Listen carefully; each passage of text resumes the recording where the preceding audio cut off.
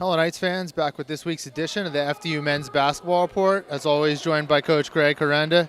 Coach, obviously you didn't get the result you wanted at Rutgers, but they're a team that's playing really well right now, 10-3 on the season.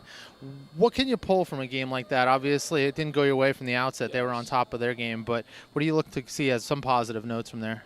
Well, just not to do that again. We ran into a team that their guards were not shooting the ball well at all. And then, of course, when things go wrong, they go wrong. And the guard, Sanders, is a really, really, good player. He's hurt us before. Geo Baker, and then Williams off the bench. They were 20 for 32, and they were shooting not those numbers. But you just have to learn. I think the young guys have to learn that the road is not an easy place, and we're going through a tough stretch, but that's the stretch that we're going through. So eventually we're going to see the light at the end of the tunnel. But it was a tough night, but I'm really happy in retrospect looking at Coach Pikel's team and being a resident of the state of New Jersey. Rutgers, a few nights before almost, beat Michigan State, Florida State. So they're growing as a program, and we will. And right now, like I said, we're going through a difficult 7-game road trip where no one's going to hand you anything, but we just have to keep on fighting for it. One of the positives, he's led you in scoring the last 2 games. Freshman Noah Morgan. What I've observed from the sideline is the way he kind of finds his own shots. You don't really seem to manufacture touches for him. He kind of just gets his shots in the flow of the offense, isn't going to dominate the ball. Talk about how his offensive game has come along and how he has scored the basketball. Well, when we recruited Noah, he's an old soul. He just knows how to. Last year he played the 4 spot at Iona and just knew how to play with another really good big guy that wound up going to George Mason. And now he's transitioned to the 3, a little to the 2. He could still play the 4. He's not afraid. He knows how to play. I don't have to really coach him too much. And when I do, he already knows the answer or what I'm going to say. So he's he's a throwback. He's a really, really good young player. And it's funny because early Elijah was playing, Jaleel, and that's what happens when you play 3 freshmen a lot. They're going to go through different periods where they're playing well, they're not, they're in foul trouble, they're learning the speed of the game and life on the road. But Noah's a really good player, and we have a lot of good freshmen and a lot of good players, but Noah seems to be in the right place at the right time, and we love him for that. Yeah, definitely makes some tough shots there with the shot clock winding down and so forth. So now you look ahead to NJIT on Saturday in Newark in their new building. You haven't played them here yet at FDU, but they've had 6 common opponents with us, including 2 NEC teams that you're going to see. So there's a lot of overlap. How much of an advantage is it to see them play teams that you've either played this season or that you're familiar with, and what do you get from the film? I guess it gives you an idea.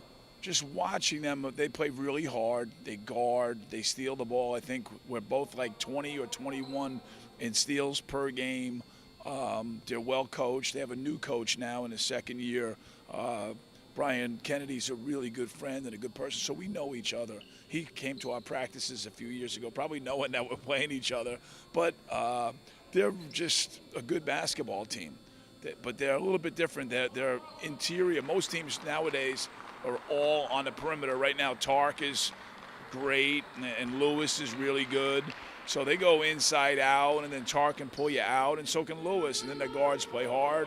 They play a lot of people. So it's going to be a highly contested, both teams are going to want this game. It's a Newark, it's a New Jersey game, and, we're looking forward to it and getting our first road win.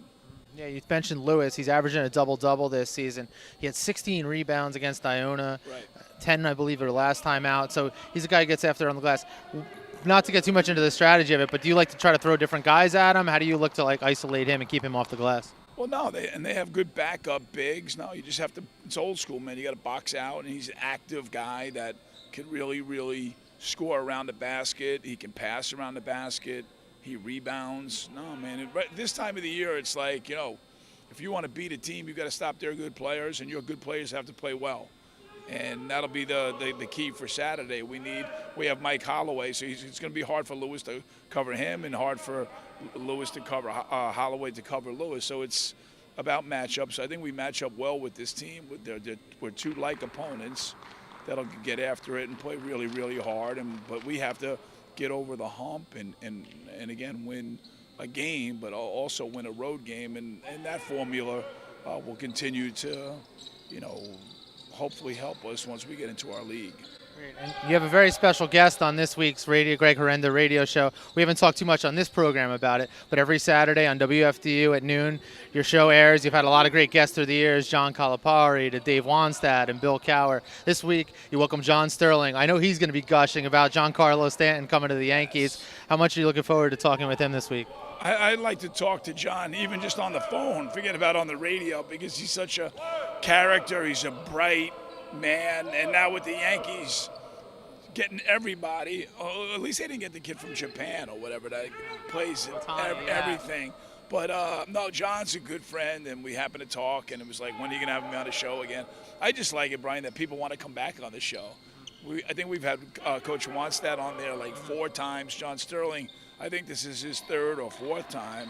But it's like talking to friends, and I think bringing those friends onto our airwaves and our campus just helps Fairleigh Dickinson University, our basketball program, our athletic program, and our university as a whole.